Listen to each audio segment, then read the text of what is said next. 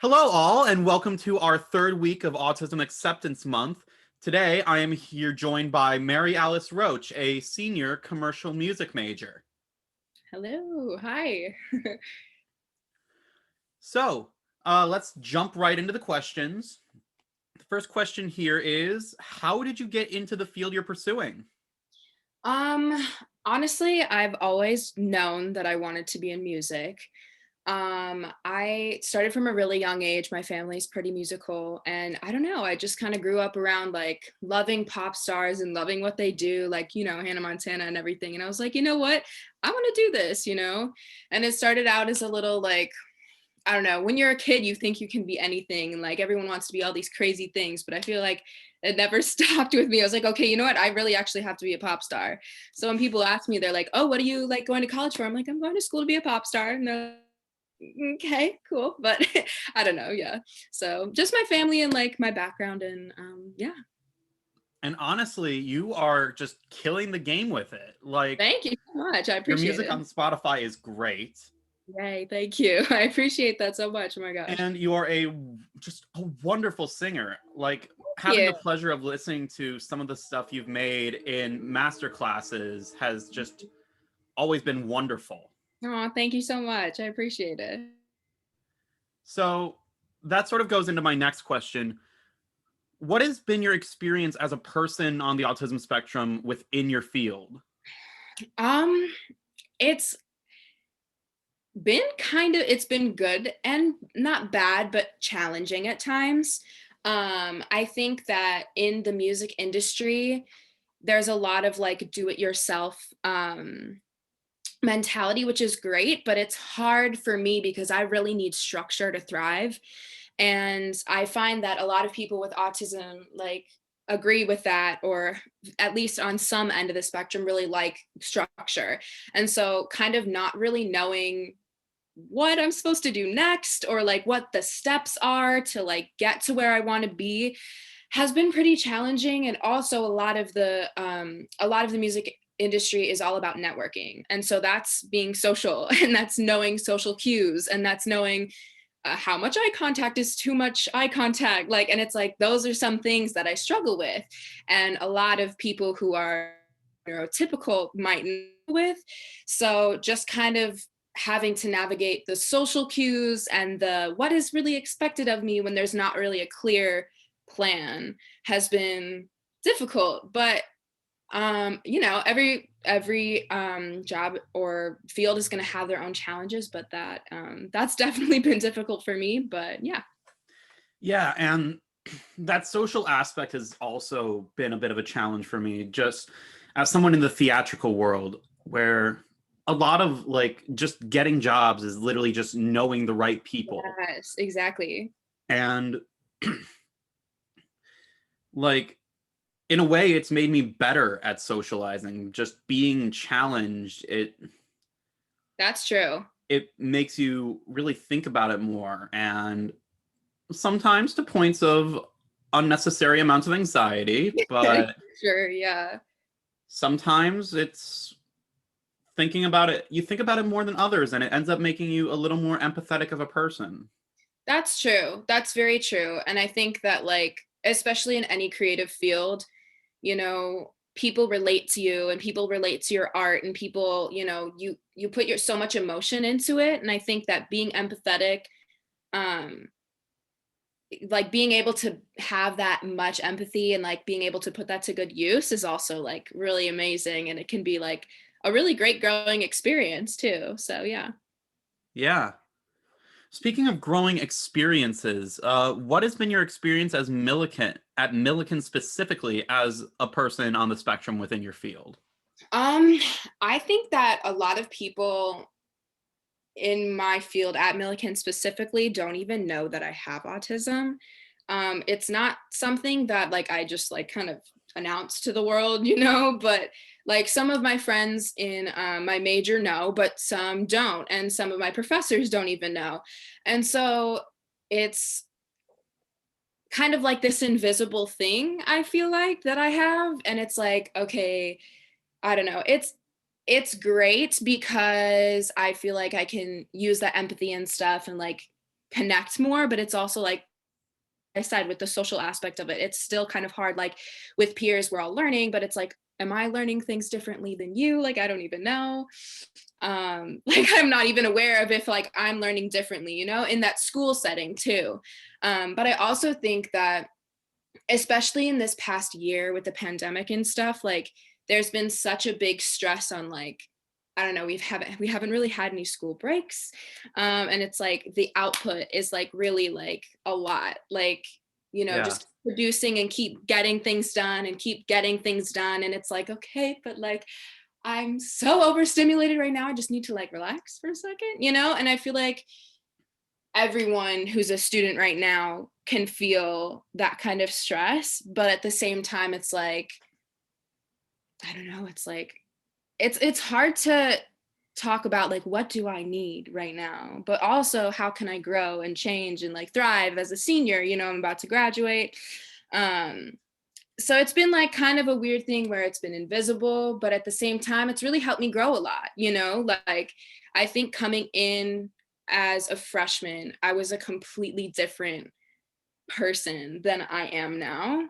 And so it's really cool to look back and see like that through Millikan, I've been able to grow so much and like be able to be like, oh, okay, like I'm kind of learning how to relate to my peers a little bit more and relate in the music industry a little bit more because obviously school gives you a nice structure, and so that's been really helpful to have that structure that like class brings you, and you know going into the studio and you get to watch people do what you're supposed to do before you do it, you know, so you get all those experiences, so helpful. So it's definitely like I feel like helped prepared me in a way for being more into that field, but it's also been challenging at times as well. So yeah. Yeah, I definitely feel you there. Like, especially in the being an entirely different person than I was freshman year. Like I still got a year of growing to do. Like Mhm. it's kind of wild to think about like, oh my God, where am I going to be as a Right. person? Yeah. Like you have like little like super awkward me freshman year, and then you've got someone who's literally running a social media campaign right now. Look at you go. That's so amazing. And it's wild to think about. And like what you said about how in your case your neurodivergence has been a bit invisible in a case, it Mhm. makes me wonder like how things are different for people that are like less vocal about it. Yeah. Because Yeah. like for me it's been a big part of my life, and I've always felt the need to give that disclaimer because I don't Mhm. want people to think my little quirks are just me being an insensitive jerk. I get that. Get that. Yeah. I think also like coming into freshman year for me, I wasn't really aware how much my autism like presented itself in me because growing up, I had a lot harder time um, being able to like, I don't want to say fit in, but like adapt, I guess. And like I had a lot harder time with my autism than I do now. And not that it's like a bad thing that I need to like overcome or anything, but it's like I think that I wasn't as secure in it as I am now. And my freshman year, I genuinely didn't think it affected me.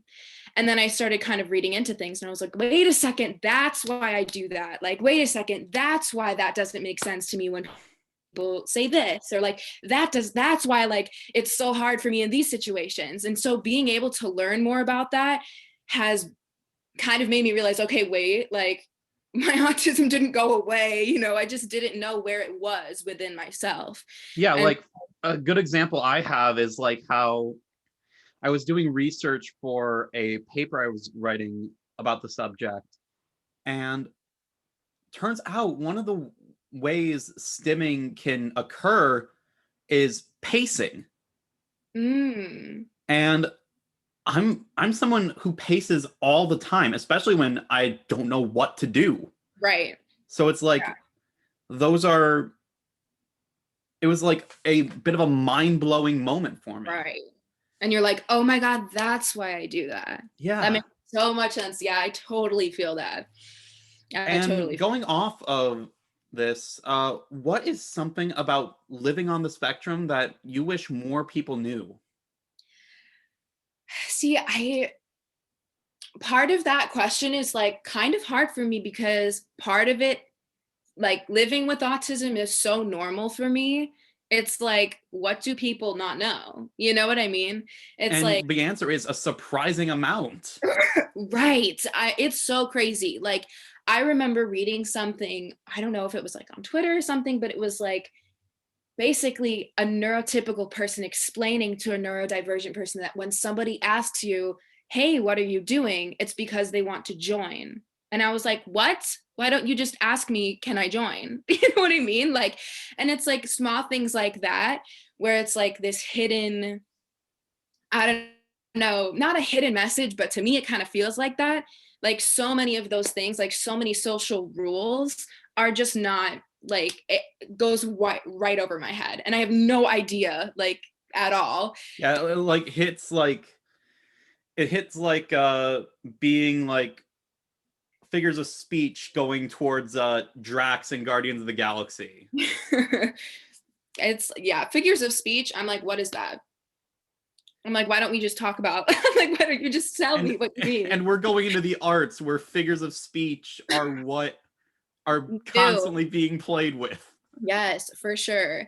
But I think also something that I wish more people knew is just like, there's a few things. And I think one is like, autism is not a bad thing. Like, autism is not something that you need to feel bad for me that I have it. Like, you don't need to, like, I'm happy. Like, you know what I mean? Like, I'm good. I'm chilling with like who I am. And it can be difficult sometimes because this is very much a world set up for neurotypical people.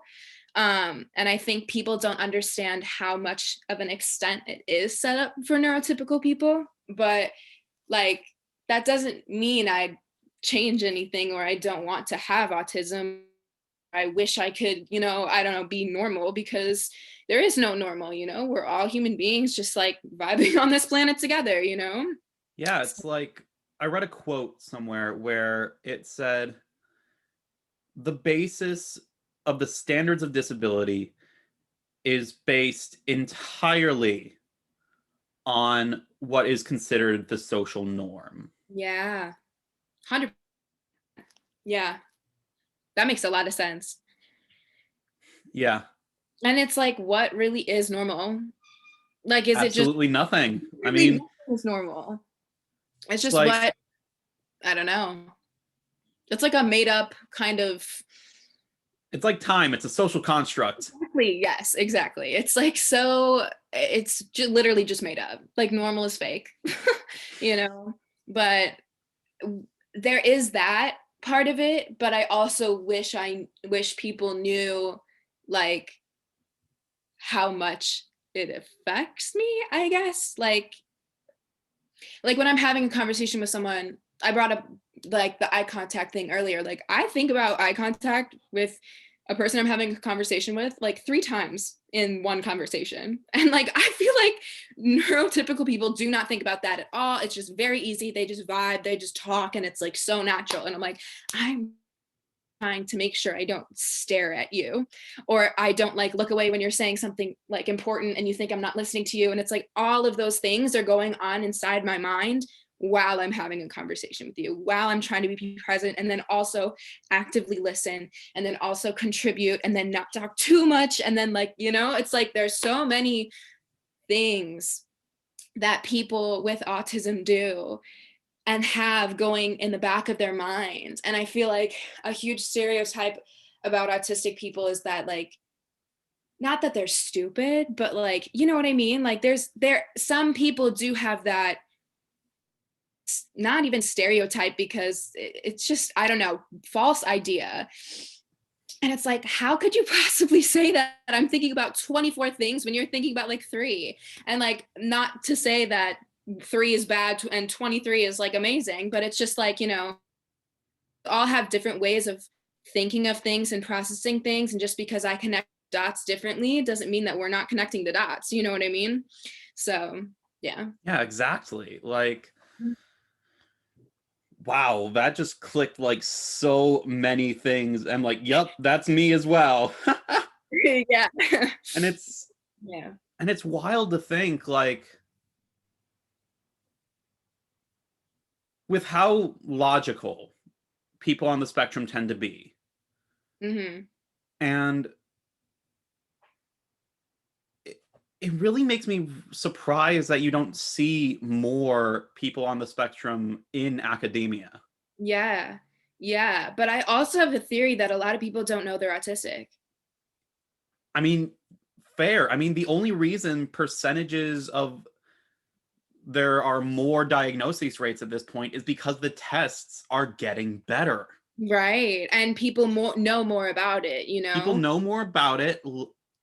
The diagnosis is becoming less and less about stereotypes, which is Mhm. leading to more women being Yeah. identified as autistic, Yes. and like to the point where literally half of the people I've interviewed for this are women. Yeah. And that's great. You know, I'm so happy, like, because I feel like I have some friends who are women and they're like, oh my gosh, wait, maybe I do have autism, but I've just been told I like have ADHD all my life. And like, I don't know. And it's like, I don't know.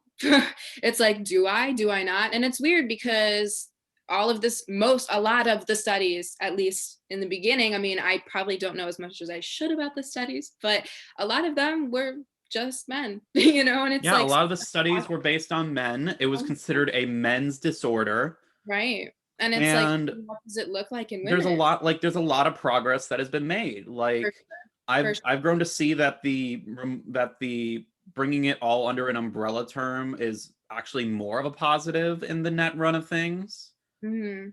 because believe it or not, there was actually a problem uh a few years ago, like back before the DSM-5 came out, where there were people with the specific diagnosis of Asperger's syndrome, and Asperger's, as everyone who knows anything about it is considered to be a higher functioning disorder. Yeah. And there were a lot of people who were using that to say that they're better than other autistic people. Right. Yeah. And I never knew about that until this year. It's crazy. That's what I was diagnosed with is Asperger's. Same here.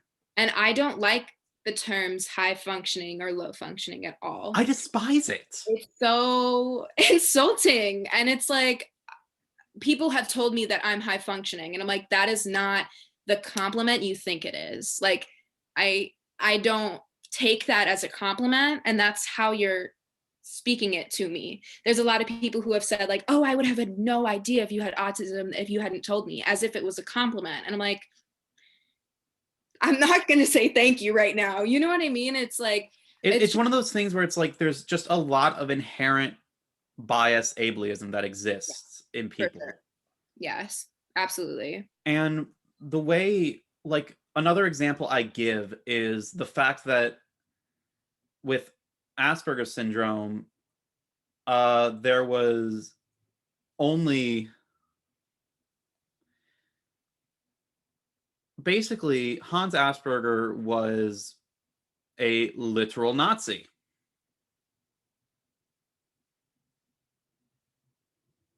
Hello? I think.